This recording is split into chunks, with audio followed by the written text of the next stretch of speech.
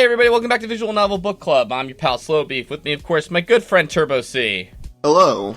My good friend Devious Vacuum. Hi. My good friend Pulahoko. Hey. My good friend Jim. Hey, how's it going, everybody? Well, this is it. The culmination of everything we've been doing. Robert's route. Good old Bobby. The final route. Final dad. The final dad.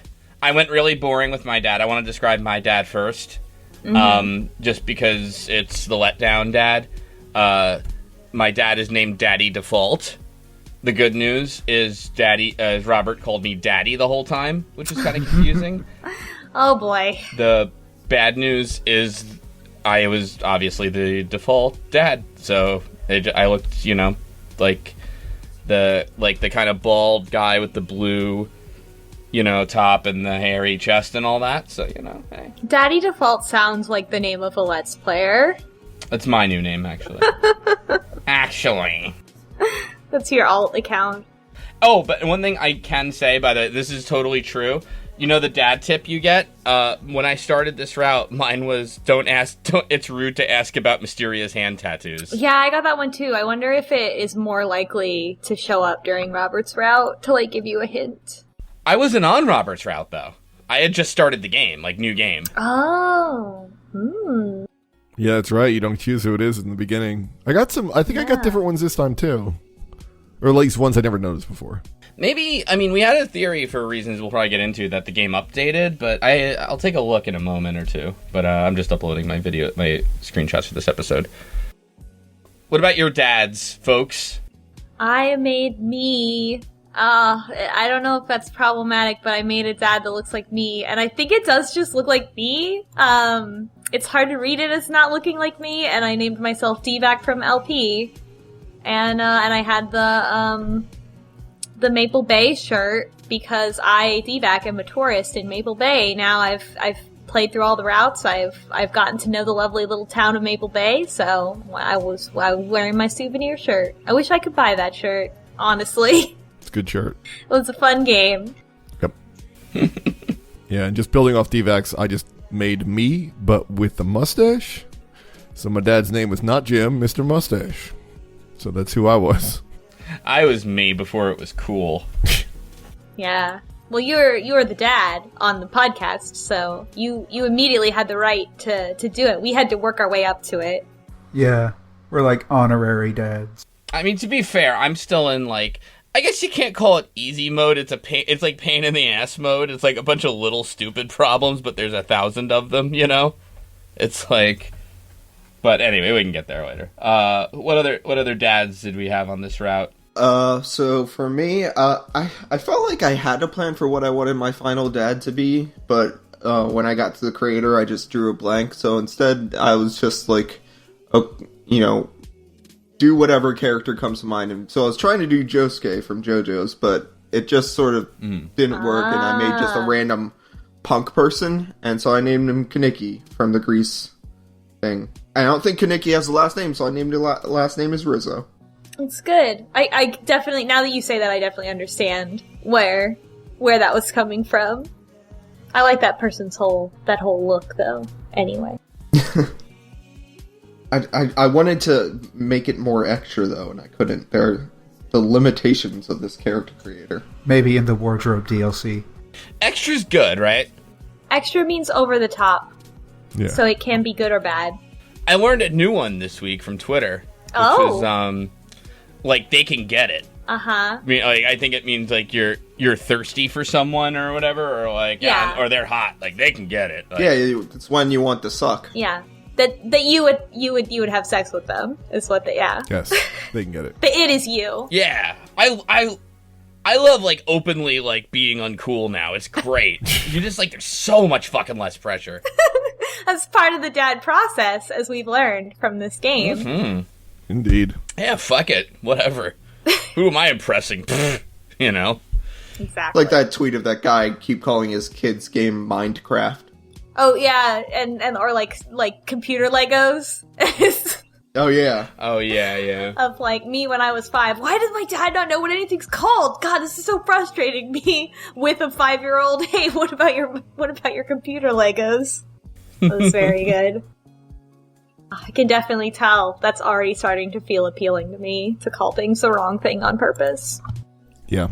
Or you just have a name stuck in your head from like 15 years ago, and that is the name for anything that's close to the name. So you're like, oh yeah, that Bob Fosse guy. Hey, my dad used to call people Bob Fosse all the time. Be like, no, Dad, that's the choreographer. That has nothing to do with the person you're referring to right now. But it's not quite so bad. Like my father now, at 65 years old, refers to any piece of technology as a box, and I have literally no idea what he's talking about. Is it the TV? Is it the router? Is it your phone? Is it this? There's so many. That's too far. Oh, so he just calls you and says that his box is acting up? Yeah, I think there's something wrong with the box. And it's like, the cable box? The DVD player? Your router? Well, it's the box, All of these things are boxes. We have so many devices in our homes. You have to know what two different things are. God, yeah, my mom does that too, but that's because she's got problems with oversharing about body parts. Oh my god. Okay. Wait, Pola, do you have a dad? I was lazy this time. I just dusted off Byron Burpulus and brought him back out. Hell yeah, what's up, Byron? Oh, serial monogamous Byron Burpulus. I mean, I figure, he's the best dad that I made, so figure bring him out again, one last hurrah. Oh my god, we should reflect on what were the best dads that we made at the end. He should, he's thinking Robert can get it. So, alright. Good job.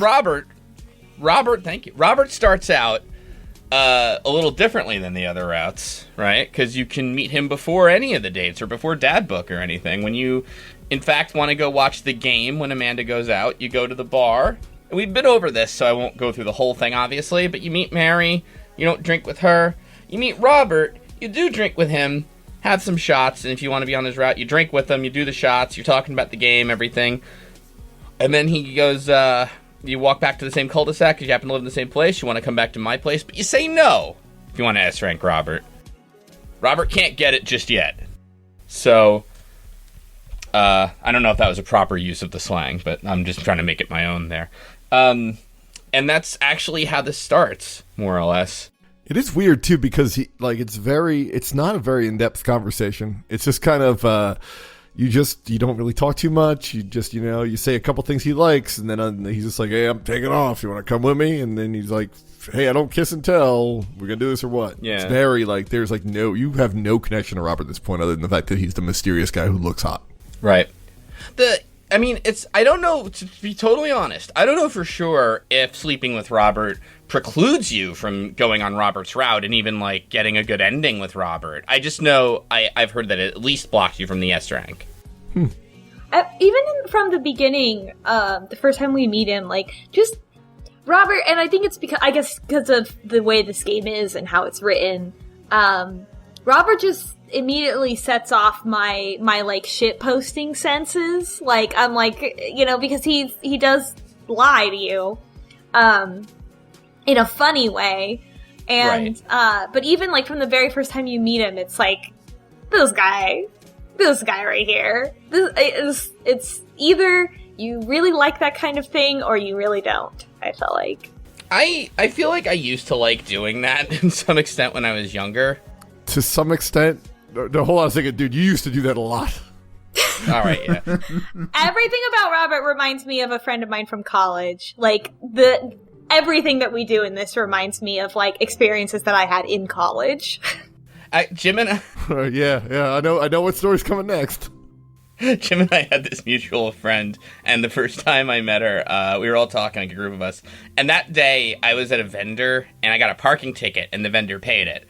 And I was telling that story more or less, but I'm obviously not the shorthand version I'm telling now, but so I was yeah, the vendor paid it because they want to be good to us stuff, and then they gave us all blowjobs. And this person who I just met goes, "Really?"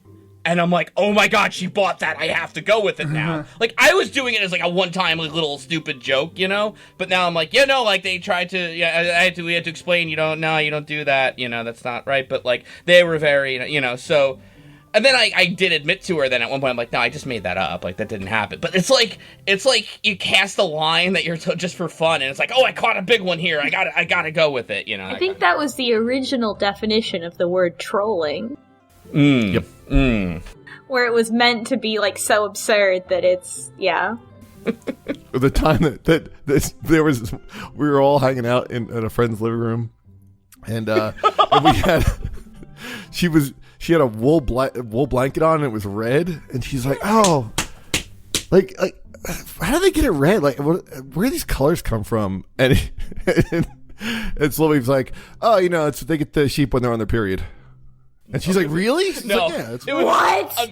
No, a mutual friend of ours, actually. Oh, it wasn't you? Said sheep's... It wasn't me. Okay. Because the other person said sheep's menstrual blood. And she goes, really? And I ran out of the room because I was going to laugh so fucking hard that she, like... Really? Oh my god. But also, she didn't catch on for like a good hour till somebody's like, no, that it's not real. We're doing the same thing we've been doing every other time. Oh my god. How old were y'all? Oh, how old were we? Like a couple weeks ago. No, This person was probably 30. No. Yeah, she really like bought into stuff. It was nuts. All right, I don't want to rag on her for the whole podcast, but it would make a good episode. Rag on her. Okay. That is wow. Jim. That is yeah, that's true. That's hard to believe in itself. Date 1. Yeah, so Robert's dad book profile is like it's the first line is like, oh, when the internet becomes sentient, like it's gonna use all this information against us or whatever. And it's like a little paranoid, and then the rest of the answers are real shitposty answers. Like but then it's like, is it true or not? Like one of the answers is like, what do you never leave home without? And it's a knife, and like, right. What? Is this like a goof or like a real thing or what? The one thing I remember is one of the questions is, what do you bring with you on like a deserted island? And the answer is just gun. Yeah, right? Where it's like that's a shitpost. Yeah, because it's the most useless thing. It's just meant to it's trolling. It's meant to elicit a reaction where you are supposed to respond to Robert and be like, why would you bring a gun to a desert island, dumbass? We shoot the fish? And like typing gun in all lowercase with no punctuation is the same as typing egg in all lowercase with no punctuation. Like it's like a meaningless joke statement. I'm really surprised Robert doesn't make more Simpsons references, It's wild. That's Robert. It's that. Robert also feels like very much like an adult millennial, like a 10 years from now future millennial. Which again confuses me about like what time period this is supposed to be in. Also, how old Robert is supposed to be. It's weird sometimes. Yeah, it definitely, based on his story, it strikes me he definitely had children young. Probably too young, but yeah. Probably too young, but he's probably the same age as us, whatever we are. I don't know. Yeah, he does seem too young still. So, when we messaged Robert for the first date, Robert is the only character that does not immediately message us back for the convenience of the story. I love this because Robert doesn't get back to us, and then we spend like it's like we have our own little dad adventure. Like we can choose like to play basketball and like kind of just like make Space Jam references to ourselves to keep ourselves entertained. We can choose to like make food, and it's just like you can make a sandwich and you drop it on the floor, but then like nobody's around, so you don't feel shameful about picking it up off the floor and eating it. Secret between God and myself. Yeah, and you just pick it up. It's like, God damn, I'm a wreck. and he doesn't actually like. Dad doesn't actually like sit down, so it's a sandwich, which I can appreciate. Yeah. I've done that before. That's right. Yeah, that was good. Yeah. Robert also, when we first message him, he gives us the old scene at like 7 p.m. or whatever, you know, it shows the red receipt, but he doesn't respond, which is also very good. Wait, I need to bring up one more thing. We can watch TV, and one of the shows that we can pick is like this game show where it's like this family game show where they hook the Family kid up Fortune. where they hook the kid up to a lie detector, and they ask him these like really horrific philosophical questions, like which of your parents would you save? Which one of your parents is your favorite? Oh my god. I chose to watch Naked and Afraid Catching the Deadless Ancient Aliens. Yeah, History Channel. The History Channel, yeah. All those names are great. Anyway, I just wanted to bring that up because it's like that kind of little pre-act I liked. Mm-hmm. Yeah, so we have a whole day, like, it takes us through the day, so you really feel the time passing, and Robert doesn't respond until nighttime, after dinner, and he asks us out for a drink, and he uses modern texting, like, he doesn't capitalize anything, he uses abbreviations, he sends several messages in a row, instead of one long message with proper grammar and stuff like that. And it's like it's very young, the way that he communicates, more like real texting. It's like, yeah, he just says you up and YWD, and Amanda sees that, which I'm like, oh yeah, that's a little. Amanda knows what that means for sure, yeah. She knows exactly what that means. He asks us to go out drinking with him, and we're like, but Amanda's like, come on, like, go make a friend, have fun, whatever, and we're like, okay, and, we go out to meet Robert at the bar, and Mary is there. Wow, how exciting. More hanging out with Robert and Mary. We do more shots. We, do shots of whiskey, and we go bar hopping. So, and everywhere we go, we have more shots of whiskey. And it's really, like, again, this, like, really reminds me of experiences I had in college, especially because Robert and Mary seem to kind of be on the same level in terms of sense of humor, but we're super not. Like, we're the outsider, friend. And, Yeah. even at some point, Mary's, I don't know, it's that kind of, like, it's that lying sense of humor, where, like, you're supposed to be in on the lie and even sometimes play along, and we are, like, we're not getting it. And then we make a pun, and Mary says that puns are the lowest form of humor, and Mary, we are not friends anymore. Sorry, I liked you in the other route, but not this time. I want to be totally fair, too. I feel like this is a different Mary than Damien's route. Yeah, what timeline Mary is this? What's happening with her? I don't know. She's kind of like Damien Mary, but not quite. No, she's not Damien Mary. No. She's more of a disaster. Yeah, she's just like I don't ever think she ever gets redeemed in this route. It's more just like, hey, I like, this is my buddy or whatever he is, and I care about him, but like she never like really comes through as a nice person. Yeah, like her entire role this route is just like the sloppy drunk that hangs around and bothers people. That's all she does. No, hold on, because on date 3, That role is filled by two people. but on date 3, explicitly at one point, you're gonna break up, and she kind of whispers to you, like, I don't think Robert's okay. Would you do me a favor, keep an eye on him? Which is like a good thing to do, and kind of breaks through that like sort of exterior that she builds up at this route. So I think there's a little bit of that. I don't think it comes across well, and I don't think it's the same person as Damien route mind, but I don't think she's totally like a train wreck in this one. Okay, I'll give you that. She's not a total train wreck. It's more like just like you don't get close to Mary. Mary just expresses right, and like there's no bonding over Robert between the two of you. She's just more like, hey, I know this guy, and I'm gonna I do care. But like I think for this date, I feel like she is kind of like, maybe not intentionally, like, othering you, where she's like, Robert and I are on this wavelength. Who's in this person? Pfft, whatever, you know what I mean? And Robert's kind of like, Mary, chill out. Like, they're cool. Like, let's just, whatever. So. Yeah. And Robert even says to us about Mary, she grows on you, and we respond, does she though? Which I thought was really good. Yeah. But yeah, it's... They go bar hopping, right? Yeah, and we follow him, and we also, like, kind of just wanted to spend some time getting to know Robert, and Mary being there is weird. And then finally we, like, ask Mary, like, could you get us more drinks? And, Mary's like, oh, you want me to leave you alone? Are you ready? Like, I'm the wingman. And she, like, knows that. She's like, no, I'm here to be the wingman, and now you're ready. Everything's going well, so I'm gonna leave. And we're like, oh, okay. And then she finally leaves you alone. And we continue to take shots with Robert. We're, like, worried about filling the silence, and he's like, don't worry about that. I hate small talk. I'd rather sit in comfortable silence than try to make small talk.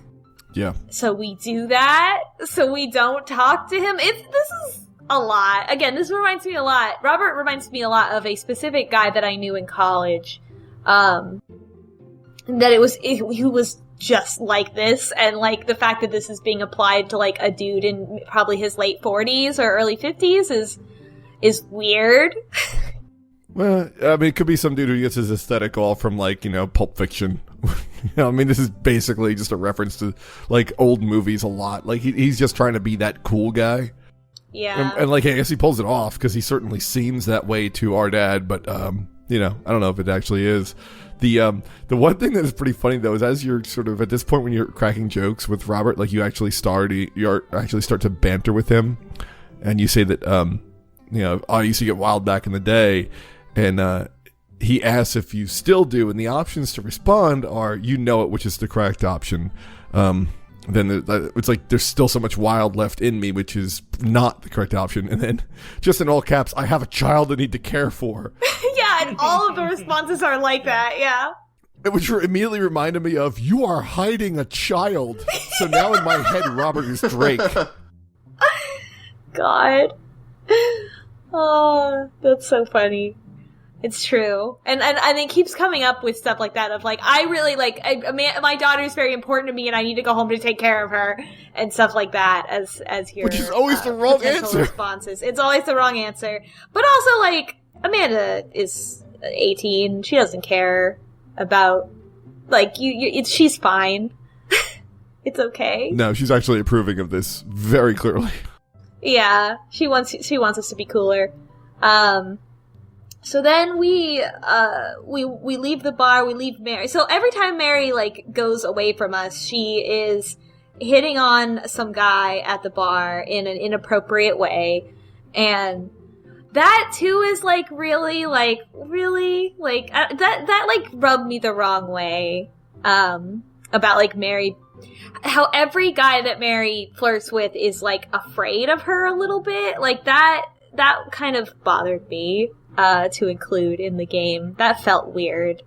It's very sitcom-y. It's very like, oh, Blanche is at it again. It's like, oh, okay. Yeah, but it's weird for this game to have like an uncomfortable and, like, mildly predatory type of, like, relation, like, thing happening in the background, and it's, like, just a joke. It's definitely one of those things where, like, if the gender was the other way, that it would be really, really creepy. And so I don't really, especially talk about how, like, a lot of the men that she hits on are younger.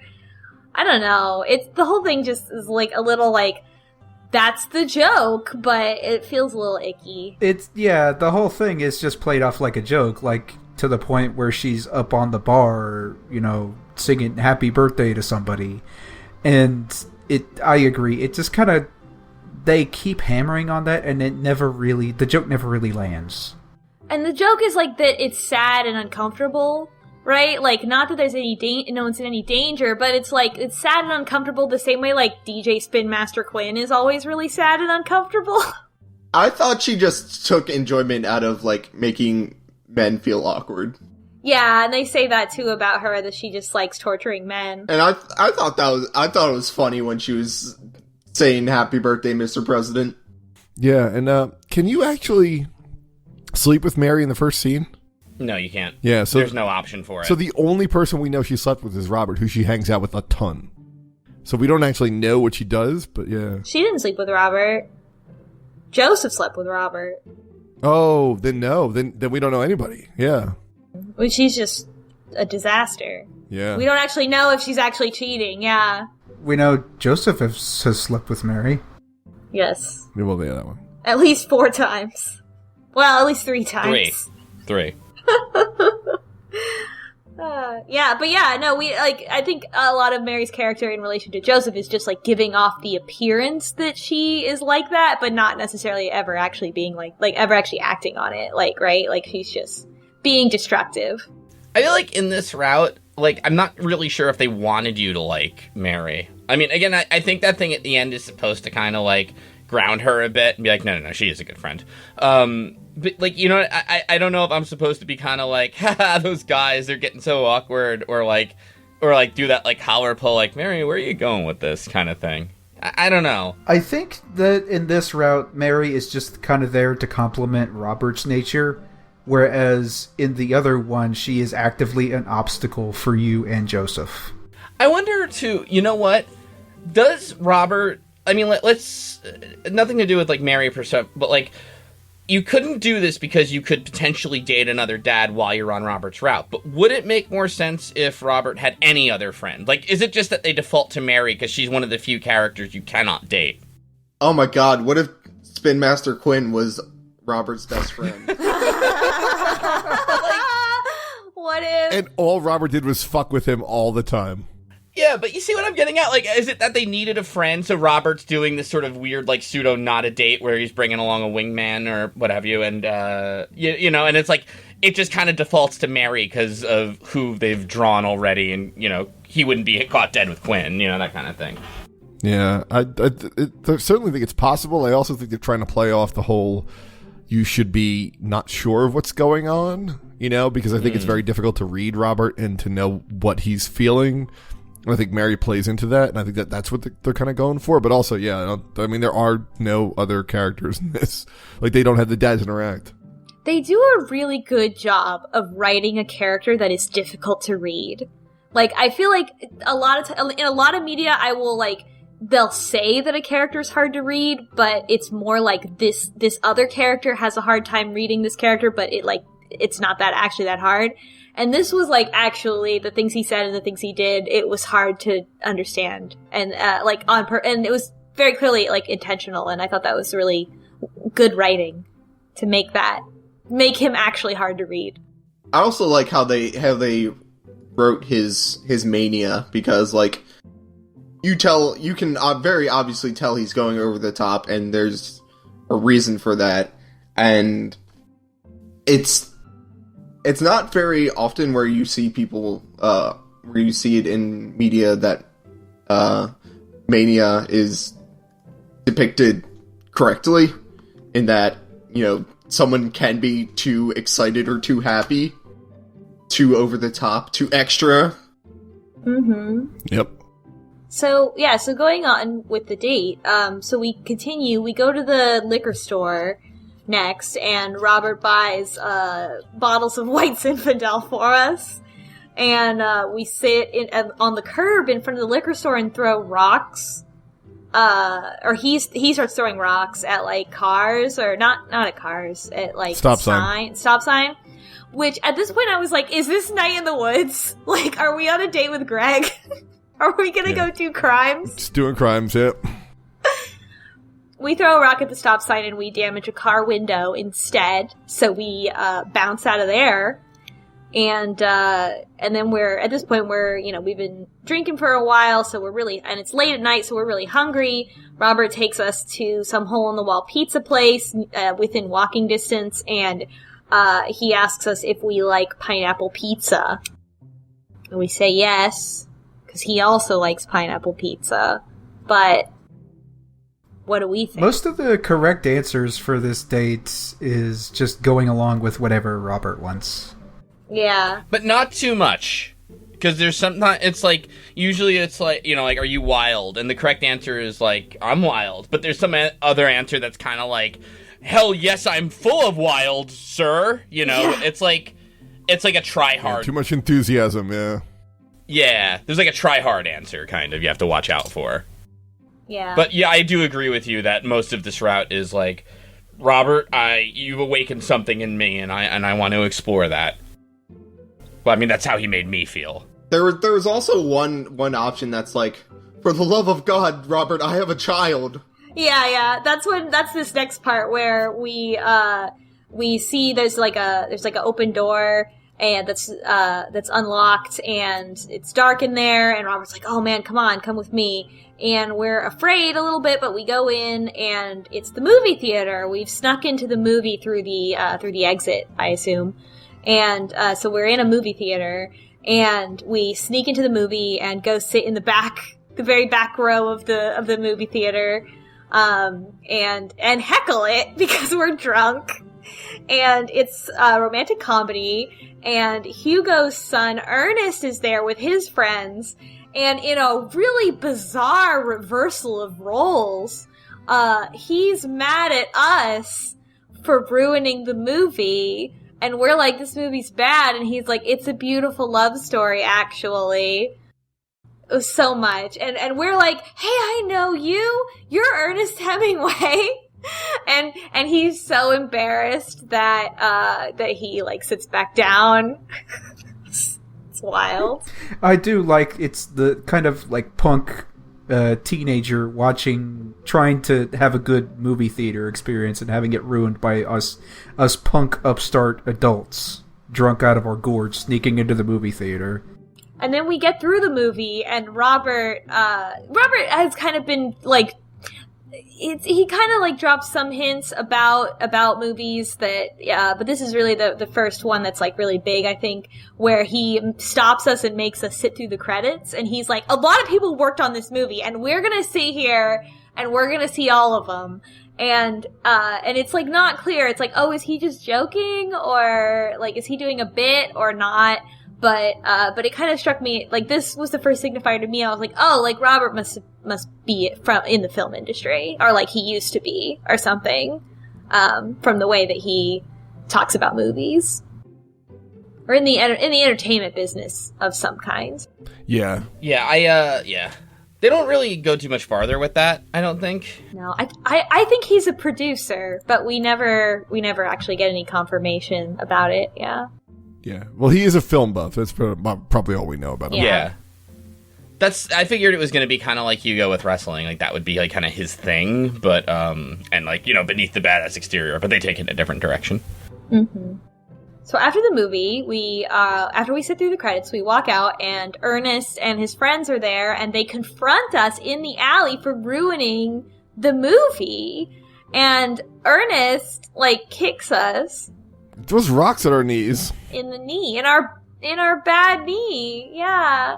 And Robert's like, it wasn't a good movie. And Ernest is like, it was a beautiful love story. And Robert, like, goes off about, like, modern, you know, like, this is just, like, mainstream drivel. And he names a bunch of directors and old movies. And he's like, now that's a love story and all this stuff. And this is just crap. And all that, just like out of nowhere, starts going on about how you know, this kid hasn't, you know, obviously hasn't experienced any good entertainment or like meaningful movies or stuff like that. I don't know. I guess like, you know, the kind of thing that a person who I guess was in that industry or was a film studies major would say.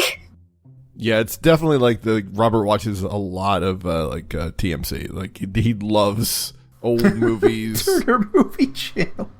Yeah, he loves it. Like, this is a dude that really is into like the directors and stuff, and like tells us like, oh, you know, like he tells Ernest to like, oh, you gotta see you know, Michael Powell, you know, and then he tells us like, oh, I gotta show you Sam Fuller, and he names drops all these directors, but he's definitely in sort of this move of like, whenever he gets drunk, he's just going to start like talking about the things he loves because he's sort of obsessed with those things.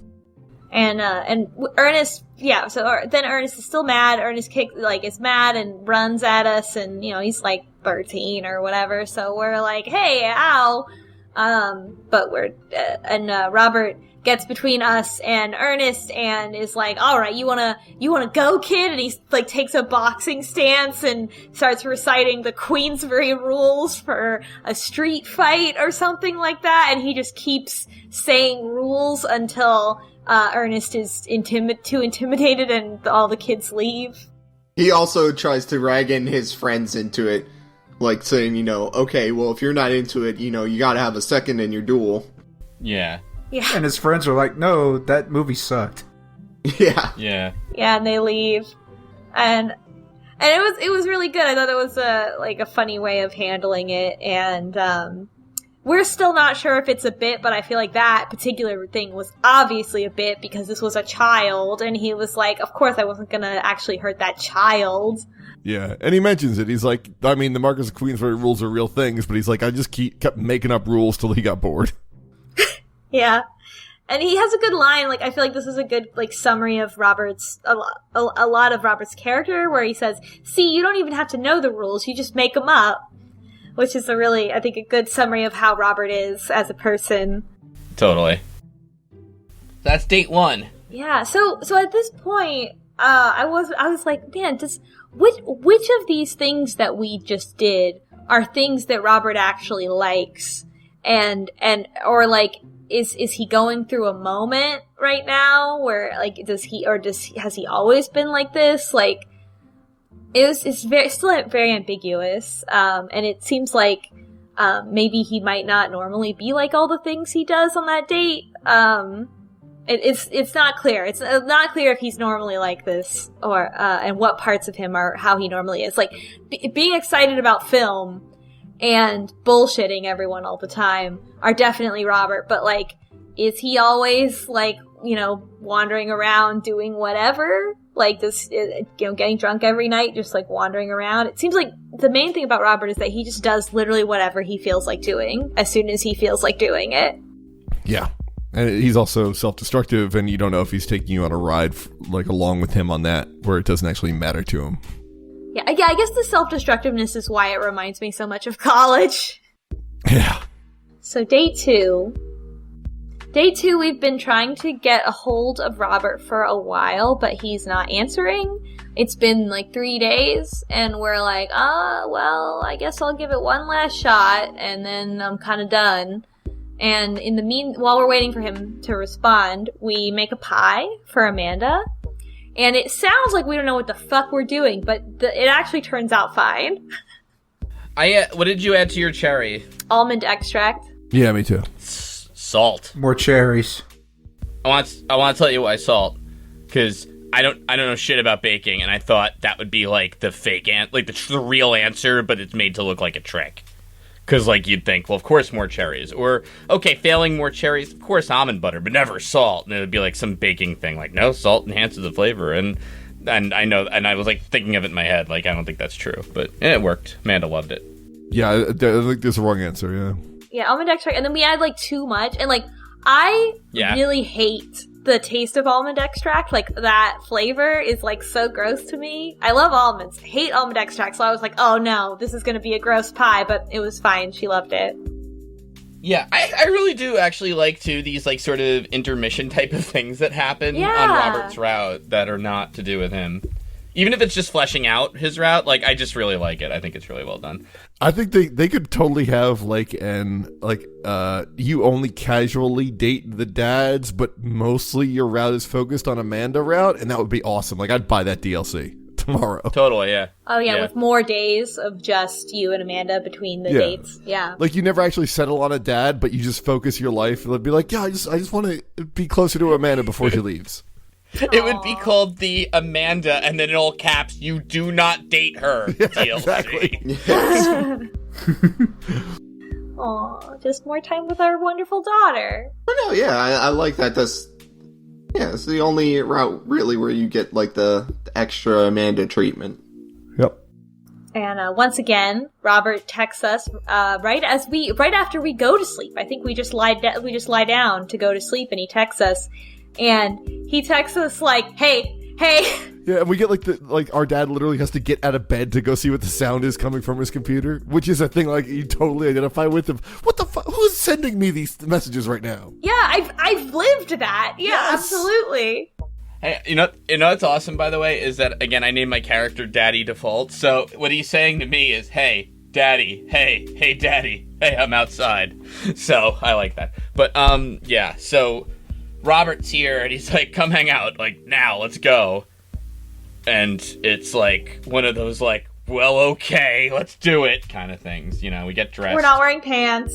Yeah, and he's like, you want to put pants on? He goes, not that I mind. And, which again is like half joke, half flirty or whatever, you know? So, we go in our pickup truck. He says something about Tom Waits, and the right answer is I love Tom Waits. And then, I think the funniest joke in the game happens, at least for me, where Robert takes you to this, like, kind of overlook. And, yeah, like, you're out in the forest, right? But you're on this overlook, kind of like one of those, what do they call them? Like, Lover's Lane kind of things where it's like overlooking the city, and you're just like, man, this is so gorgeous, and this other line about taking it all in, and Robert goes, this is where I come to masturbate. And like, I was on the bus and I had to like kind of bite my sleeve when he said that, because I was like laughing like really out loud. It just took me by surprise. It's exactly a Robert thing to say. It was like, mwah. Yeah. And we're like, what the fuck? And he's like, not really, you weirdo. Like, then we're weird for, like, believing him. Yeah. Well, he does a thing that is I think, a little out of character, I'd say, where sometimes he'll be like, I'm just kidding. Or am I? Where it's like, no, just, you know, whatever. But that's a little tiny thing. Yeah, I think that's more of, like, because it's not voice acted, they need a little bit more. That's fair. So, yeah, and it's not a deal breaker or anything like that. But, so Robert kind of talks to us, too, about that he likes to come out here and whittle. So he gives us at one point a stick and an extra... Oh, well, he pulls out his knife, and we're like, is he going to stab us? And he's like, so I like to whittle out here. He's like, what, do you think I was going to stab you? We're like, no! You know. So he gives us an extra knife, and he goes, go pick up some wood and whittle. And we get the whittling minigame. Maybe went on a little long, but was kind of an awesome minigame. Yeah, it was long at first, and then like the ending had some. The last two were some good ones, I think.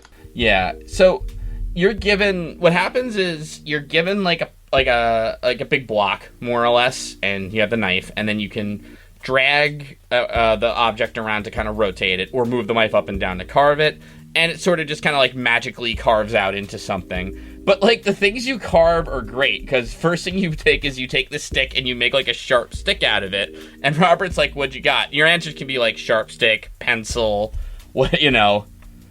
And like the second thing you make's a popsicle stick. He goes, "What's that?" And your option could be like popsicle stick flatworm, which I said. And then the game like gives you a graphic of the thing you made, and it's like you made and then it's like flatworm, you know, and it'll say whatever you answered.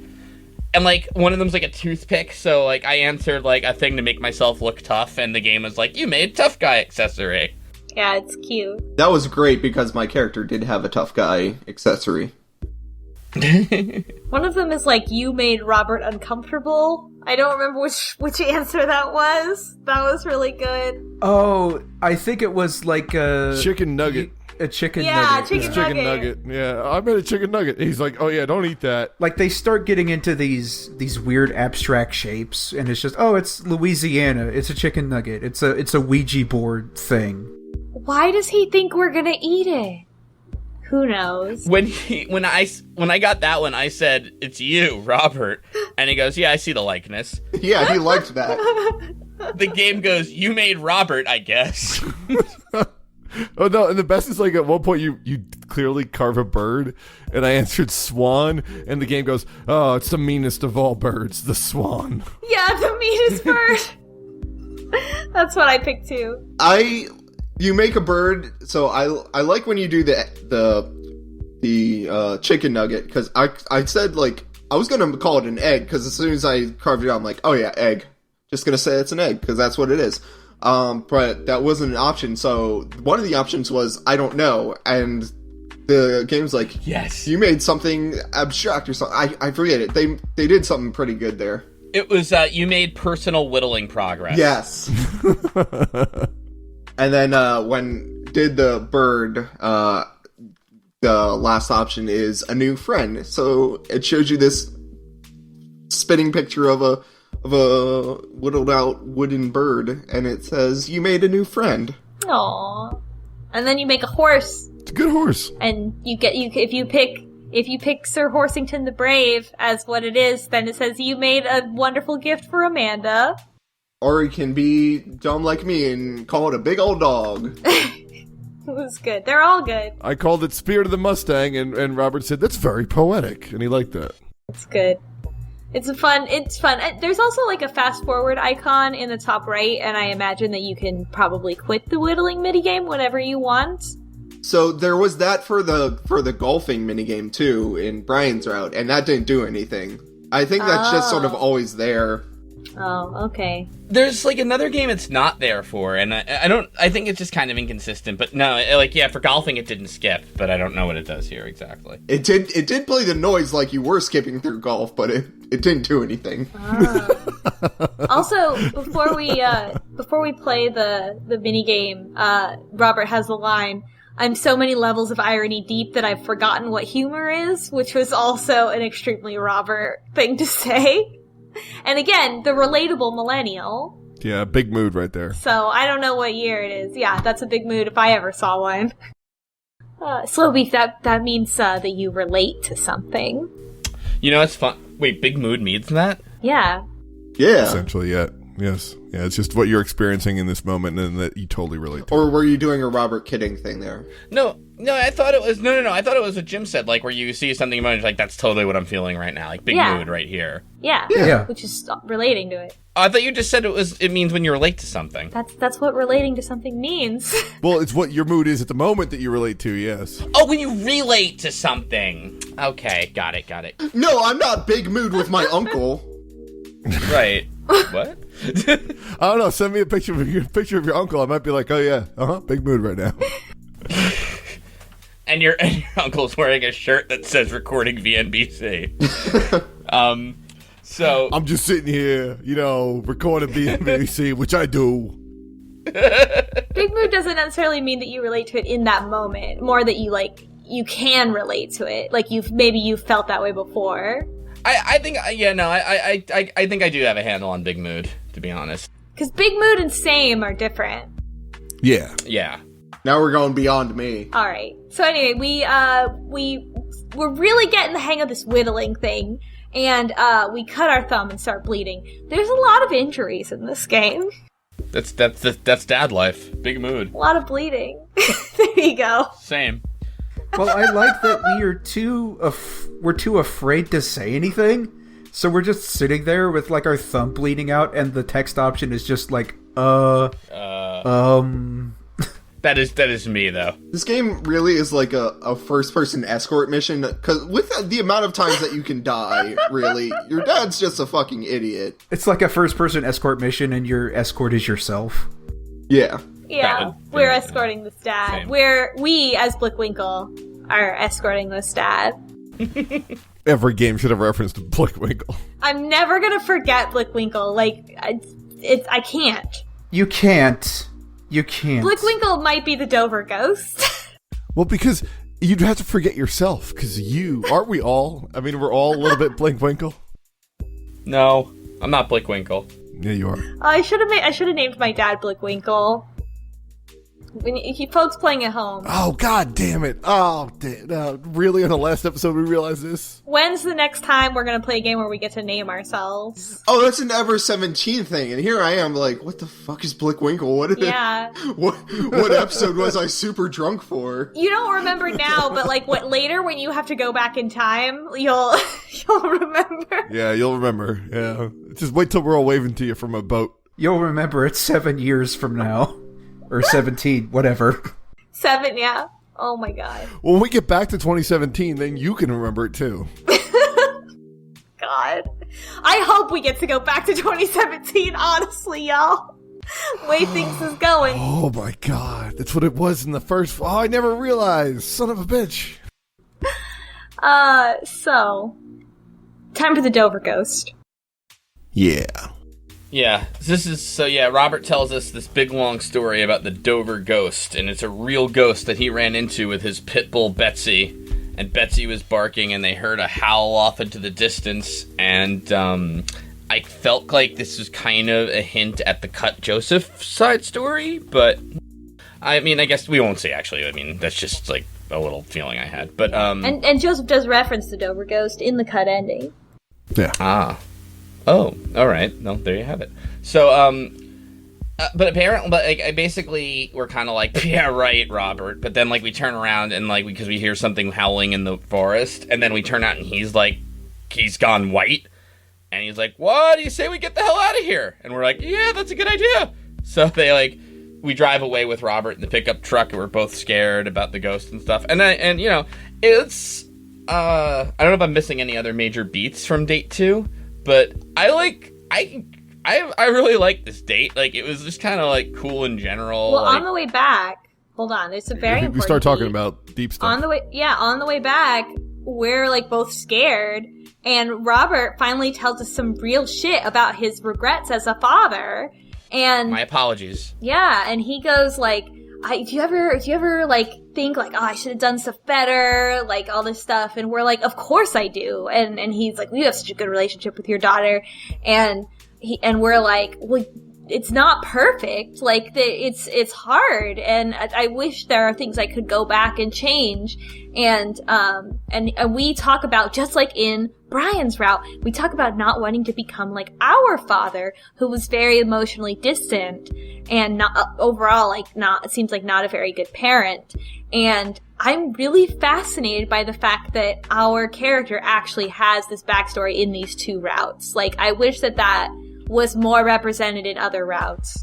I think this is one of the first routes, or maybe the only route, where our character comes right out and says, you know, my dad was like this, he was quiet and stoic, and he was a hard ass, and when I got older, I kind of felt sorry for him, because it was like he missed out on a bunch of stuff in his life, and I just don't want to be like that. Yeah, which is like a really mature way of talking about it, and Robert like can obviously relate to this, and we can see that like this is kind of how he feels, and maybe some of the regrets he has is like missing out on his children's life, which we don't know about his children yet. And also when it's time to go, Robert gives us his knife that he let us whittle with. He's like, oh no, keep it. And Robert's knife was referenced in Joseph's true ending, so which implies that you would have to go on 2 dates with Robert and then go on 3 dates, you know, the final date with Joseph. To have the knife. Yeah, which you have in the pocket. And also, just so we don't skip over it, like, in the course of telling Robert about our dad, and, you know, and, like, really opening up, finally, he's talking, and he's not opening up fully yet, but he's clearly referencing a daughter that he doesn't have a good relationship, or not a daughter, but a child that he does not have a good relationship with. We open up about our dad, we tell him about the stuff, and he's like, do you hate him? We're like, no, don't, but, you know, it was tough to leave him behind to die in that Belarusian prison. And he's like, really? And we're like, no, it's a joke, man. And, like, finally we get to turn the tables on Robert, which is a nice moment where you share with him and then also sort of engage with him on his level, so it's good. Yeah. Especially because it's pronounced Belarusian. Oh, sorry. So we get home, and Amanda happens to be up because she's just getting a glass of water in the middle of the night, and she's like, what? Weren't you asleep? And we're like, oh no, I was hanging out with Robert. And then we're just like, I love you, Amanda. And she's like, it's weird when you just say it like that out of nowhere, but I love you too. Good night. That was really nice, yeah. Yeah. So for date 3, we are feeling hesitant about hanging out with Robert again. But he messages us and is like, hey, like, and gives us a time. He's like, 8 p.m., come to the bar and hang out. 8 p.m., extremely reasonable time to hang out and go drinking. Perhaps even a little early, as is appropriate for someone who's old. And with an hour's warning. Right, yeah. And like, so we're like, wow, look at that. And, also this whole route, Amanda has, been, I guess, like, every once in a while she says shit or bullshit or damn or something like that. And we're like, Amanda, language. And this finally escalates, and she says it again, and we have the option of being like, Amanda, language, or like, honestly, I don't fucking care. Yeah. And if you choose I don't fucking care, you get the achievement, let Amanda say fuck, which is funny. And she does. Well, it says let Amanda say censored, but... And she does. She says fuck, which is funny. I also like the dad's reasoning behind this. He's like, you know what, I did my best for 18 years. Go do whatever you want now. Yeah. I feel like that's what my parents said when they finally stopped asking me not to swear in front of them. Which was like last year. But yeah, it's funny. It's cute. It's a good like my kid is growing up moment kind of thing. It's cute. Yeah, realistic parenting where you're like, I just don't. What else am I going to do here? Like, I can't teach you anything right now. You can't do it forever. Come on, just figure it out. This reminds me of the time also that I got in really big trouble with my aunt for telling my teenage cousins that adults say fuck all the time when there aren't any kids around. And when they were like 16, which was not that long ago, and I was like, it's probably fine. You just have to earn it. You just have to have enough bad things happen to you that you've earned it, you see? And they were like, oh, yeah, of course. My aunt got mad at me. 16? Yeah. You didn't tell 8-year-olds this. You told 16-year-olds No. this. Come on. Get out of here. 16-year-old and a 12-year-old at the time. I didn't tell them that they can swear. I told them that adults swear all the time when there are no kids around, and the reason they're not allowed to swear is because they haven't earned it yet. Yeah, you just told them it's okay to swear. You just told them that. Yeah, and I also told them like, hey, and I was like, you just have to have enough bad things happen to you that you've earned it, like unlocking a perk in a video game. And they were like, how do we know when we've earned it? And I said, well, you're in public school, right? And they were like, yeah. And I was like, you'll know. You should have told them, hey, the key to swearing is knowing when not to swear and when it's okay to get away with it. Like, when you can learn that, you're okay. If you get in trouble, it's not my problem. I was gonna give them more tips, but someone was already yelling at me to stop telling her children it's okay to swear. It's when you tell her to fuck off. Then my uncle just yelled at me that I needed to go to church. So that's what my family's like. Welcome to the South. Catholics. Okay. So what happens? Oh, so Robert invites us. Yes, we show up at the bar at 8 p.m. and Robert is like more cleaned up than normal. And we're like, wow, did you even took a shower? So I guess this is like he likes us, right? Like he's like, I like this person. I'm gonna ask him out on a real date. Maybe. Yeah, I mean, he gives us advance warning, the most he's ever given. He asks us out at a reasonable hour. He cleans himself up, and he's wearing cologne, which we'll figure out later. Yeah.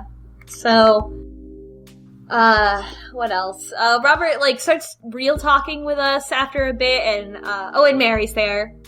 Mary's there again, unfortunately. But, to be fair, Mary didn't tag along. We ran into her. Yeah, she was not invited, and she's kind of, like, points it out, yeah. She kind of comes up to Robert and sees that he's cleaned up. Is like, oh, is this your special friend now? Are you cleaning up for him? Yeah, which, I mean, like, wasn't she originally, like, the wingman? I don't know why she's surprised. I think she's kind of, while being the wingman, she's like that best friend who plays the wingman, but is always sort of still into that person. And I wonder if Mary was always like, maybe one day, but like never, like not really, didn't really consider it, but always kind of had a thing for him. Or maybe she didn't realize how, like, serious it was, and she was, like, wingmanning in the sense of, like, yes, this guy will be, like, you know, cute to date or whatever, but it's like, whoa, wait, you're cleaned up, like, she's kind of surprised, like, you're into this guy, huh? Yeah. I could go either way on it, though. Maybe Robert never never ever cleans up, and seeing him do it is like, whoa, I guess it's serious.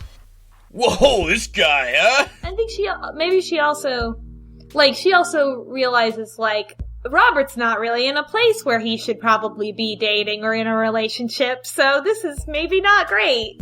But what's weird is, well, okay, maybe the one thing I would say, though, maybe I don't want to skip ahead, actually, so maybe I'll save that, because, like, yeah, you know what, let's table that for right now. I want to bring that up again later, because I have, like, sort of a thing, an addendum, but All right, Yeah. boss. Anyway.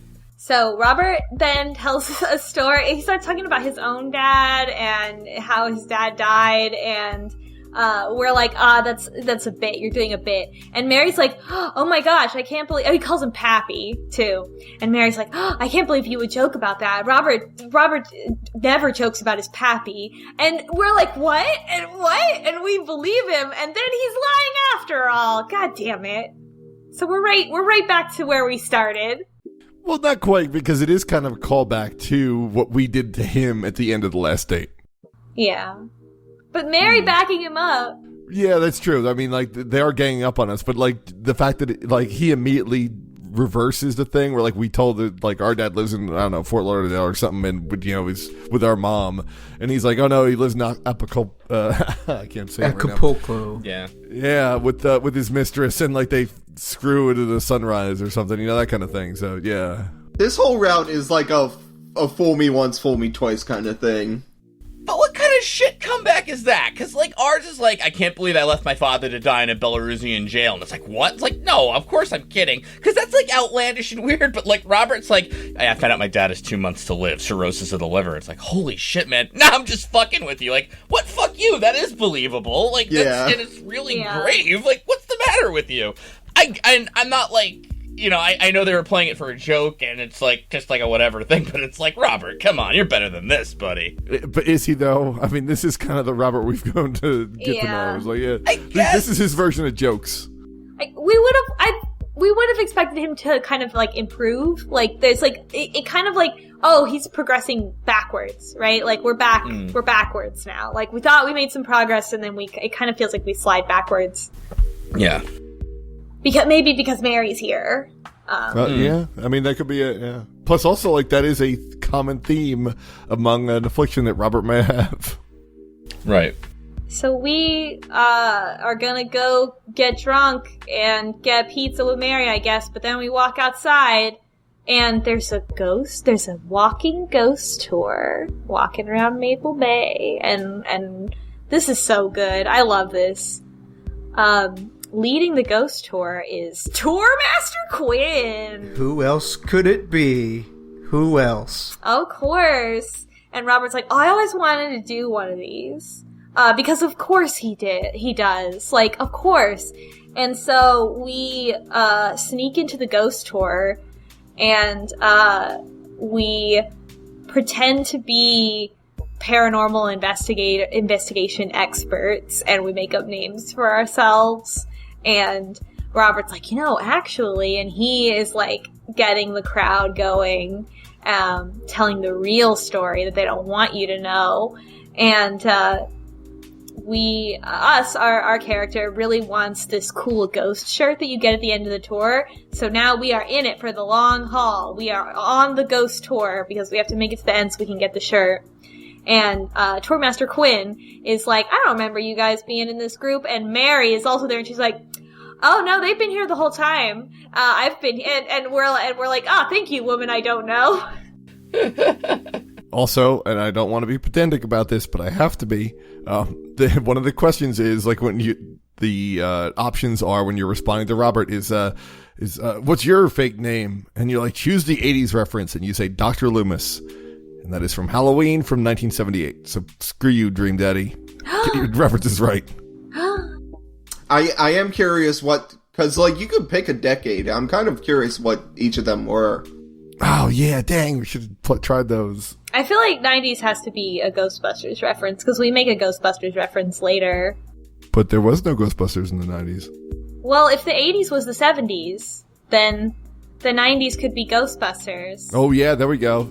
Yeah, we're gonna do like Ghostbusters 2 and refer to that as we're gonna do, which we already will eventually do. We're gonna make that the 90s reference. And if we do the teens, then we got the female Ghostbusters. Yeah, I don't know that. I don't know that many ghost movies that there would be a doctor to reference. There's also Extreme Ghostbusters, if you remember that brief 90s show after Real Ghostbusters, where it was like 3 kids and Egon was like kind of leading. Oh, that's right. Oh, God, I did see that. Yeah. Yeah, I watched that. Yeah. Yeah. What? This is my first time ever hearing about this. Yeah, I forgot about that. They rebooted it in the early to mid 90s. Oh, I forgot about that. It was Slimer and Egon and 3 kids. Mm-hmm. Yep. I watched that. Wait, Slimer was like the Scooby-Doo of the gang? Yes, Yeah. 100%. Oh my god.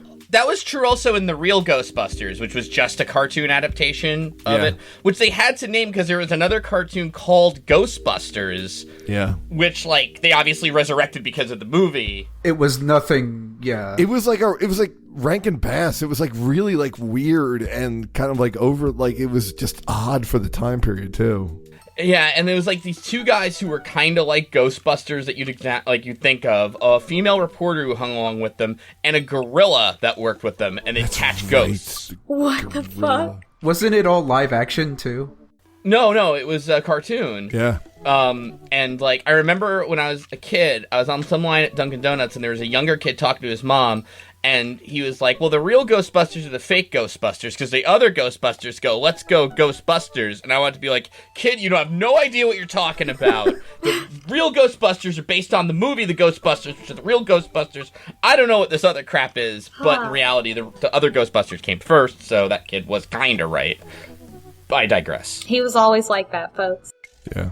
To be fair, it was last week, so I've done a lot of growing up since then. I missed the part where you were a kid for that. I just figured you were an adult saying that to the kid. Oh my god, what a drag. Wow. How would I even... Oh my god, so you know what, I googled this real fast, it's just a side, but I have to. So apparently, Filmation, who did the cartoon series, did a 1975 live-action television show called The Ghostbusters, so they had the rights to the name for TV. Oh my god. That's some crazy stuff. Okay. There's a lot of Ghostbusters lore. Let's get back on track here, people. Yeah, at one point, Robert throws us the lead to tell a ghost story, and we recite the plot of Ghostbusters, and Tourmaster Quinn is like, hey, isn't that? And we're like, no. And at that point, Mary leaves us to go hit on some guy again, and she warns us that she thinks that something is off about Rob tonight, so watch out for him, or watch over him, please. And the tour heads to the graveyard, where we team up with Robert to give a very convincing performance of the story of how our characters met each other and the story of the Dover Ghost. And it relies on us remembering elements of the lie that he told before. His fake name is like Daniel McSturgis, and our fake name is Dr. Loomis. And we tell this whole story, and Robert is like, I apprenticed under this famous ghost hunter, and he's like, and Quinn is not buying it, and he's like, who's the famous ghost hunter? And he gives the name of an actual famous ghost hunter, Georgia, I don't remember the name, but Georgia Mathers, anyway, a real person, and he's like, we were investigating this thing, and it got out of control, and the Dover Ghost grabs him and starts dragging him away, but luckily, Dr. Loomis was nearby, who was like a traveling grifter, and at the last minute, the Bible falls out of our pocket, the Bible we always keep in our pocket, and it opens to a specific passage that, like, expels the Dover Ghost. And it's so over the top and so funny, and, like, everybody claps, and man, I love ghost tours for exactly this reason. Yeah. It is a really well done scene. Like, it's really well paced in the fact that, like, all the choices you make are just kind of like recalling stuff. Like, you're improvising while also recalling stuff that Robert told you before, so the two of you kind of getting in sync while telling this funny story to a bunch of people just to con them, just for no reason at all, just to get a t-shirt at the end and also to win over the crowd, is a really nice scene of just, it's fun. It's a lot of fun. It's two of you enjoying each other and kind of syncing up and doing this together. And people take selfies with us at the end, and like all this stuff, like and people buy it, that like, oh, is this ghost hunter? It's really good. And Quinn is like, you guys have earned your shirts. I want to know what happens if you mess it up, though. I don't know, we'll have to replay to find out. Yeah, Yeah. We certainly haven't covered all the material that is in this game. There's still a lot more. So, like, one of the mess-ups I did was the Craig route, where we didn't get the toy back for River, and Craig just kind of gets that, like, that ink sort of, I don't like you kind of thing, and you just fail it. So I have to imagine it kind of happens here, Yeah, where... we probably don't go home with Robert. Yeah, he just kind of blows you off and you don't have an end scene, so, yeah. Yeah, you don't have a shirt, you get, like, a B rank, you know. Oh, you don't even get the shirt? Dang. I would doubt it.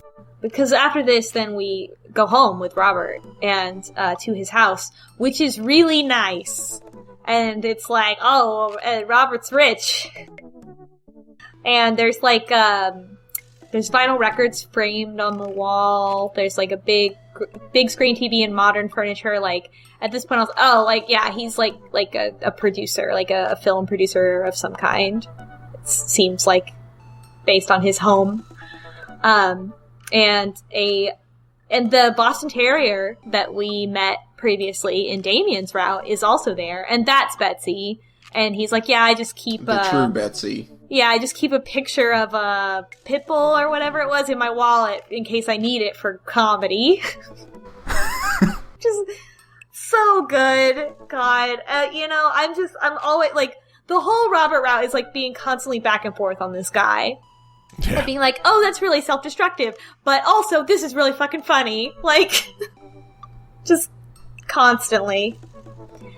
And then finally we sit down with him and he starts talking about his daughter. That he has a daughter named Val, who is 25 or 26 years old. She lives in Brooklyn, and she lives back in Brooklyn, which implies that he moved there from Brooklyn. And, she works in the entertainment industry.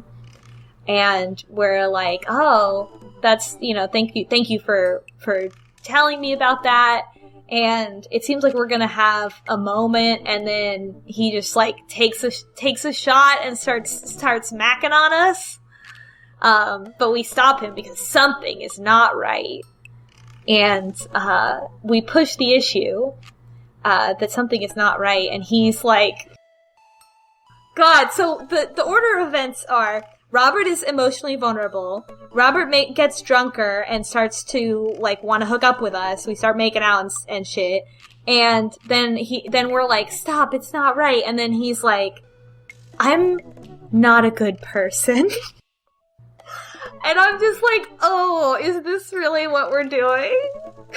Yeah. Is this really what's happening right now? Okay.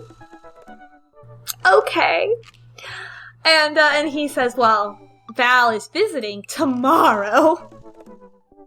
And then we get into the actual thing that's happening, which is that his daughter Val is visiting. They haven't spoken in 3 or 4 years, and they're estranged. And Robert originally moved here with his wife Marilyn to get away from, quote, the money and, quote, the drinking.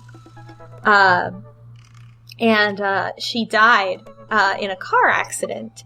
And he even says, like, I can't get over the fact that she probably died hating me. And damn. It's like, wow. It made me immediately think of the Disneyland story about how they were in Disneyland looking at, like, archetypes of dads. And I was like, they must have been in Disneyland because this dude is from, like, this dude. Yeah, I bet you would see a lot of him. Yeah. Yeah, 100%. There's a Robert every day. In LA. Yeah. So, a shitty rich person from the entertainment industry. Oh, man. So, this actually reminds me of, like, the first week I moved to LA for grad school. I was in Home Depot with my mom getting a refrigerator that was small enough to go into my studio apartment, and the guy that was, like, helping us find the refrigerator was, like, about the same age as my mom, and so they were talking about stuff and about kids and all that stuff, and he eventually tells this whole story about how, like, he's working at Home Depot because he's in the entertainment industry, but his wife divorced him and took a bunch of money, and, his kids need all this money, and so he doesn't have any money anymore, and now and it's like, I wouldn't believe you, except we're in Los Angeles. So, like, that's probably fucking true. Anyway, it was the most Los Angeles thing that one of the most Los Angeles things I've ever experienced. The other one being, of course, a combination cold pressed juice and crystal healing store. There is that. I don't know which one of those is more Los Angeles. That's the latter. So, Well, I mean, come on, that is kind of, Northern California, too. You get them a lot. yeah. Fair. So Robert is jealous of us for having such a good relationship with our daughter and being a good person despite having our spouse die. Basically, he feels like we've gone through very similar things, but we handled it much better than he ever could. And we're like, that's not, we're like, no, my shit was hard too. And you can't go back and make it different. You can only go forward, and you have to say that you're going to be a better person tomorrow than you were today, and that's all that you can do. And Robert starts crying, and we just kind of hold each other for a while, and we spend the night there, but we don't sleep with him. And that's the date. Nice. S rank. I do like this twist, though. Time for Amanda's graduation party. I like what they did with Robert, because with all the other, most of the other dads, it's like some sort of subversion, where with Damien, it's like, oh, they have this really goth lifestyle, but then they've got this hidden normal lifestyle, and it's usually some sort of big twist, whereas here, it's like you've got this guy that looks like a loner and looks like he's got regrets in his life, and that's exactly what's going on. Yeah, 100%. Yeah. And also, you kind of, the more you've experienced Robert, the more you realize that he's still manipulating you, too. He's still emotionally manipulating people like he's done for quite a while, and he acknowledges it, but it doesn't mean he's not doing it. But at the same time, we are also adults who can recognize this, and we kind of meet him at the same level, so you can, there's still something redeemable in him, which we bring up at that point, but we also kind of, there's still a distance, and so you kind of... You really like Robert, but you maintain that distance, and that kind of pulls the whole relationship through, which I think it's a payoff in the end. Yeah, I just like that you get that moment where you're in his house and there's all this nice stuff, and he's like, "Well, I'm a bad person," but he says why. It's just I just spent my whole life taking and getting all this stuff that is not making me happy, and I don't know what's wrong with me. I don't know how to fix this. Well, and part of this comes to, I think, before we totally want to wrap up on Robert, because there's more of this that happens in the graduation party. Specifically the Sakura tree scene is and before there, Mary shows up. Mary and Amanda are bonding. This is the usual, all everybody's showing up for them. Mary gives Amanda advice about drinking responsibly.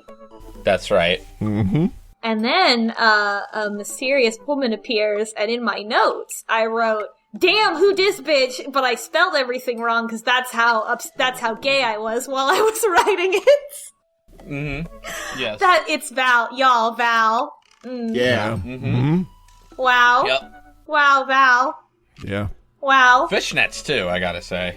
But To the extent Wow. that even I think Amanda acknowledges it. I mean, Val is the powerful woman who likes women who Amanda wishes to grow up to become, honestly. Yep. God. Wow. That I want to grow up to become, frankly. And... wow, Val. Oh, and she's great. And she's like Robert. She has the same sense of humor as him. Yeah. She says, and she says, I'm just kidding, or am I? And then she goes, I don't know why I'm like this. I think it runs in the family. But basically she thanks you because she feels like Robert's been getting kind of better, and he's mentioned you, which she feels like you might have something to do with that, so thanks. Yeah. And also she really qualifies it too, heavily qualifies it, and hey, it's doing better, and we kind of, we had a moment there, but I don't know if this is going to go anywhere. However, he does seem to be a little bit better, and I attribute that to you. She keeps throwing the qualifications on there, but it does feel like a genuine moment where she's like, I just want to reach out to someone who seems to be helping my dad who's been bad for a while. Mm-hmm. Right. Yeah, it definitely gave me the very, like, real, relatable vibes of, like, a kid, an adult child who is trying to fix their relationship with their parent, of, like, where, like, you're kind of being a little parenty back at them, of, like, yeah, you know, they're making good progress, but they still have this problem, and we're working on that. Yep. Oh, 100%. It definitely feels like Val is way more adult than her father. Yeah. She probably had to be. Aw. I love Val. I want to know more about Val. She seems very cool. Let's get Val Game as a follow-up. Right. Yeah. Val working for Vice in Brooklyn would be pretty fucking cool. God, no. It does kind of feel like that, though. It does feel like she works for, like, a shitty... She does seem like she works for, like, a Vice-esque media company based on her whole vibe, her whole look. Yep. And, So, yeah, anyway. Robert is there to talk to us under the cherry tree in our backyard. And, wow, we fixed Robert! Great job! End the game. Woohoo! What do you call it? But Robert is basically like, what does he say? He wants to work on himself before he can actually date us. And so we're like, good. Like, I'm your supportive friend, and if you ever want anything more than that, then that's great. That's it. Yeah. Which is correct. Like, it would be weird totally. this point for it to end with us dating him in any capacity. He's, like, very clearly not ready to date anyone. Yeah, and like the implication of like, okay, this could go someplace, but there are no guarantees, and we're just going to be there for a friend for now. You know, it's a nice sentiment. I don't know that I would trust Robert at all for this to go anyplace, but I think it's you moving in the right direction is a very positive thing, and it's a nice little wrap up of the ending and a realistic wrap up. Like, yeah, like this is not like your classic. Oh, I said enough nice things to this person for them to like me, and so we're gonna be together. But it's a much better, version of this than I think Joseph's route was, which was just not as good. Right. Yeah. I really like Robert as a character. And I like, but we shouldn't date him ever. He shouldn't date anyone. So, alright, so let's put it out there. Is Robert an alcoholic? Probably. Yeah. Yeah. Okay.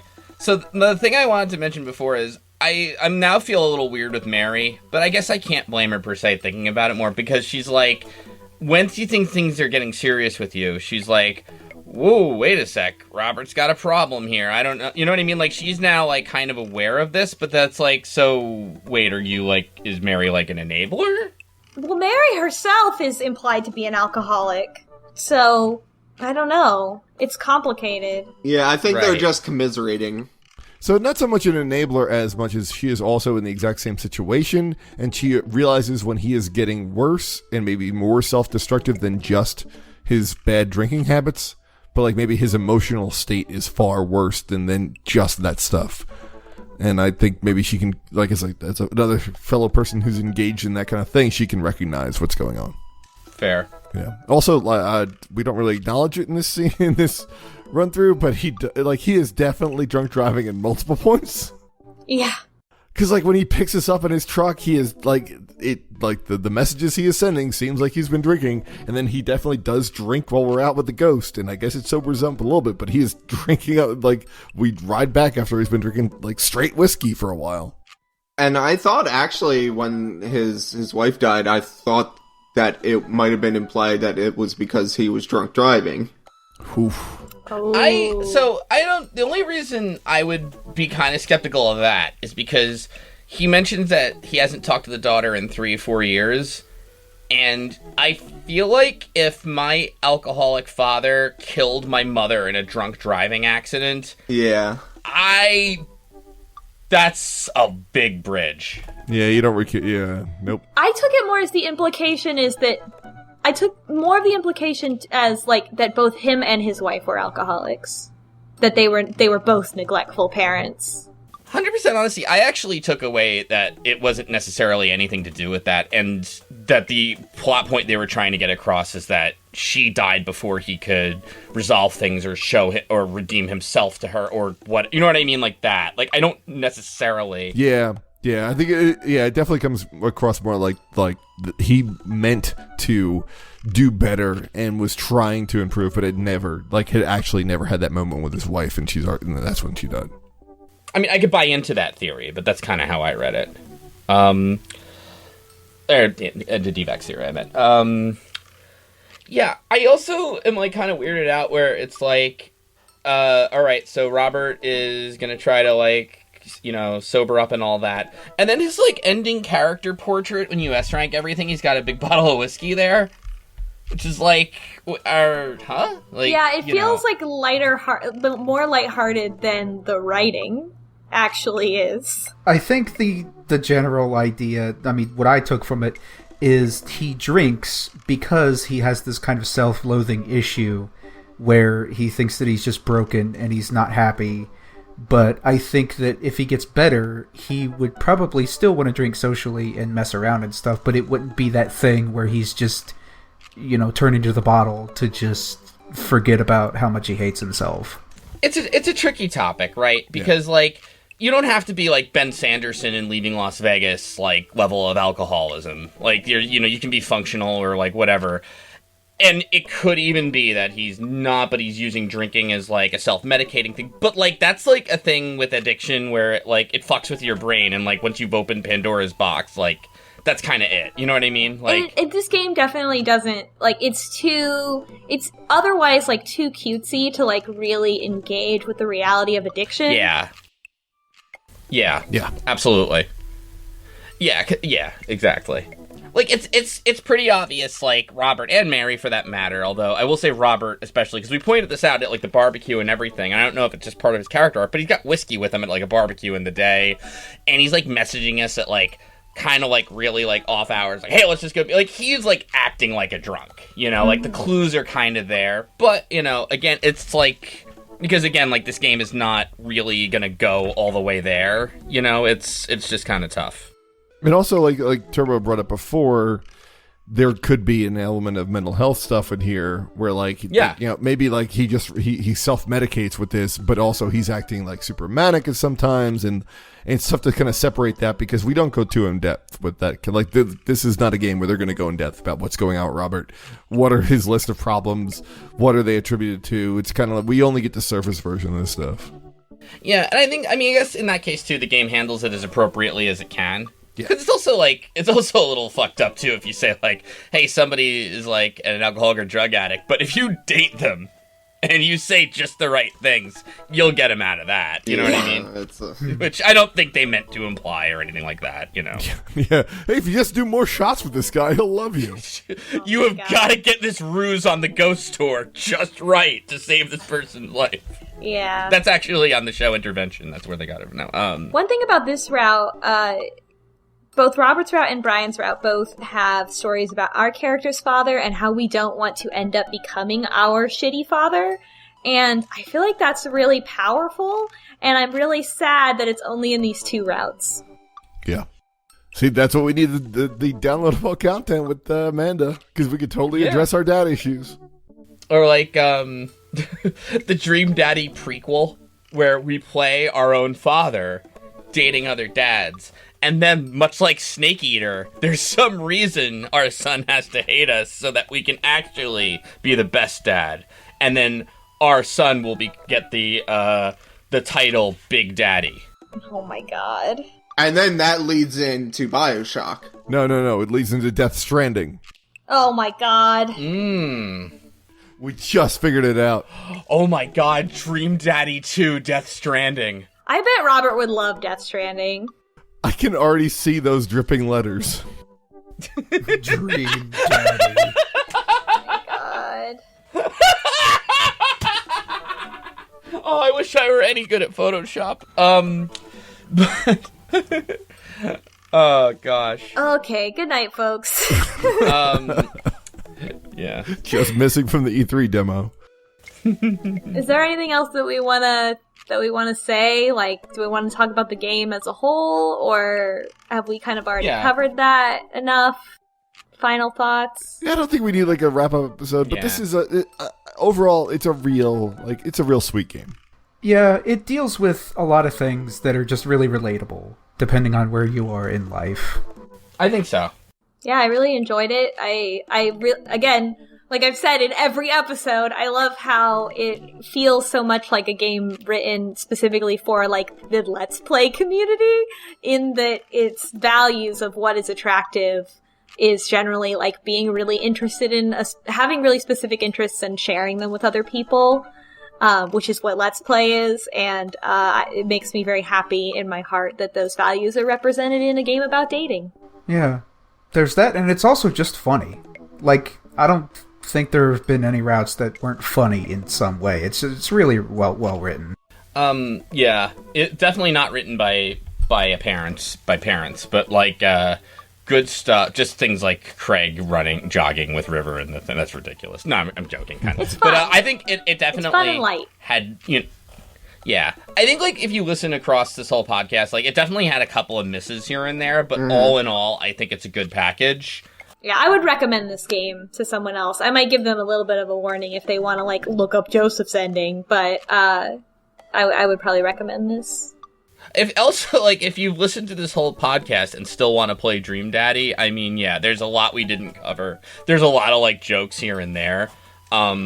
Thank you for listening to literally hours about Dream Daddy and then going to play it. That is some serious Dream Daddy dedication. Yeah, I hope you played along. You are now an honorary dad. Yeah, but that's Dream Daddy by the Game Grumps. Yeah, it was a real good game. I'm glad we played it. We don't know what our next game is going to be, folks. Death Stranding. By the time you hear this, we will have decided what it is, so don't tell us what we should play. No, you can go ahead and tell us. I mean, I don't know if we'll listen. Oh, okay. Well, that's your problem. It's your channel. I mean, we'll accept suggestions, but Real suggestions, no tricks. the next season is probably already decided by the time you're hearing this, so your suggestion for the season after the next. If you want to send us a suggestion, you've got to attach it to a $20 bill and mail it to a special address. We'll come out with that address later. Mail it to our P.O. box. Just not creepy games. Just don't be creepy. And with visual novels, how can that be hard? Well, good night, Fo. Yeah, I think that does sum it up right there. Good night and good luck.